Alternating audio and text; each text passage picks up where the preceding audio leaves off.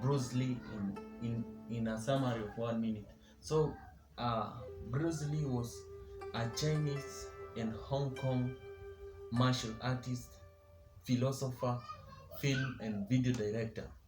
He was actually born in San Francisco and was raised in Hong Kong. So that's basically Bruce Lee, and he was trained by Master Ip Man, and he won many tournaments, and he actually transferred the training to many people, including uh, Jack Norris. So Jack Norris is one of the proud students of Bruce Lee. So keep that in mind, that Jack Norris is basically one of the best students of Bruce Lee. And guys, if you consider, uh, he also taught martial arts in Los Angeles, in the US. And guys, this made him become famous all over the world, including more specifically in China, because they love the art of Kung Fu and Wing Chun and stuff. And he also modified Tai Chi. He used the combination of Tai Chi, Wing Chun, Karate to modify a new fighting technique known as Jeet Kune Do, which is basically a type of fighting that you use to counter. Maybe one day I'll demonstrate. You counter, you are attacked, but you counter and change that form. It's basically a combination of physics, and that shows how Bruce Lee was a legend. And I told you he was born on 27th of November in 1940. So during between 1973 and 1940, more specifically in the 1960s, this is when he was at the prime of his career, at the age of 20, and between 20 and 32, that is 1960 and 1973. That's when Bruce Lee was so active in the film industry and the movie career in general. And in 1970, he usually produced a lot of movies. And in 1970, he started his acting career, and some of the movies are produced by Bruce Lee are this one. In the 70s, The Big Boss. Go and watch that film. For those people that have not watched the film, go and watch The Big Boss by Bruce Lee in the 1970s. And in the 1971, he did The Fist of Fury.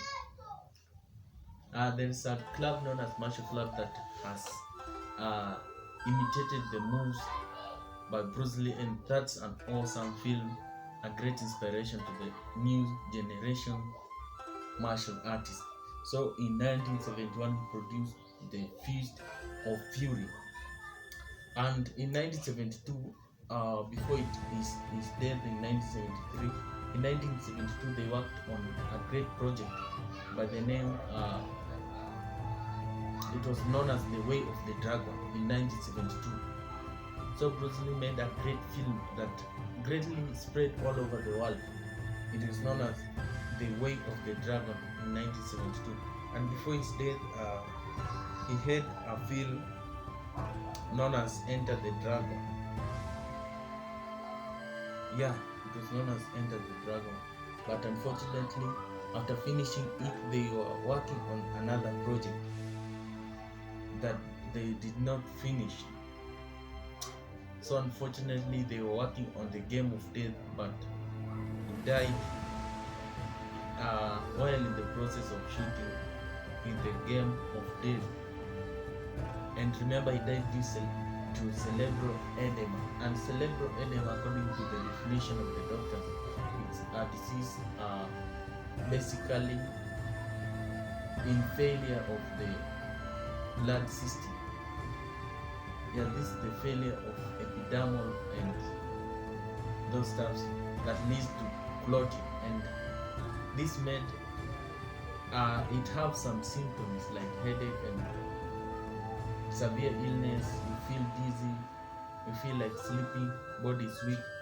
And actually, after the autopsy, it revealed that his brain had swollen.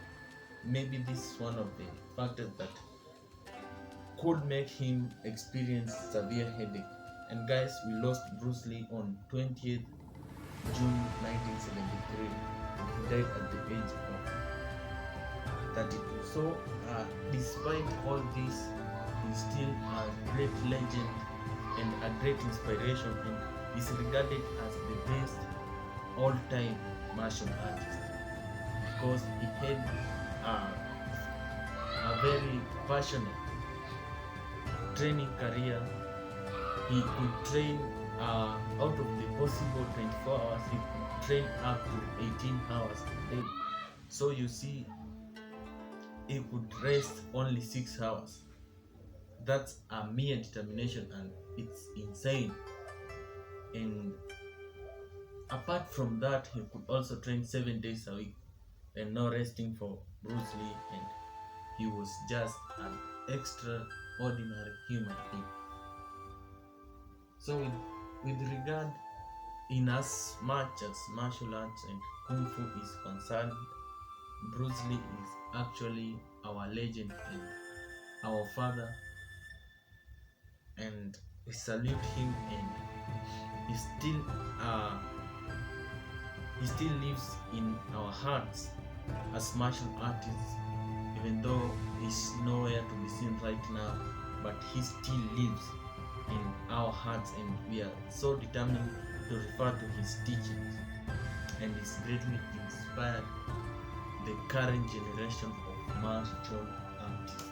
And with regards to Kung Fu and Wing Chun, is actually a pioneer, and when you look at Donnie Yen, he takes after the legacy of Ip Man, and Ip Man was the trainer of Donnie Yen, of Bruce Lee, and Bruce Lee actually trained Chuck Norris.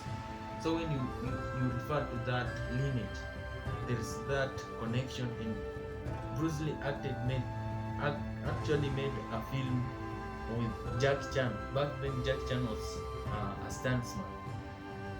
So you can see that lineage of great martial artists, as much as Kung Fu and Wing Chun and Tai Chi is concerned. So this is the legendary stories, and guys, subscribe to this story of Bruce Lee and a lot more of the stories of the legend, both present, the past, and the future is coming. So in my next episode, guys, tell me whether to bring the story of Ip Man or the story of let's this time do a female. So you can pin in the comment section which female martial artist or legend that you want to be featured in the legendary stories. So keep subscribing, keep commenting, keep sharing this video until the next episode of the legendary stories. I'm out. See you guys in my next episode of the story.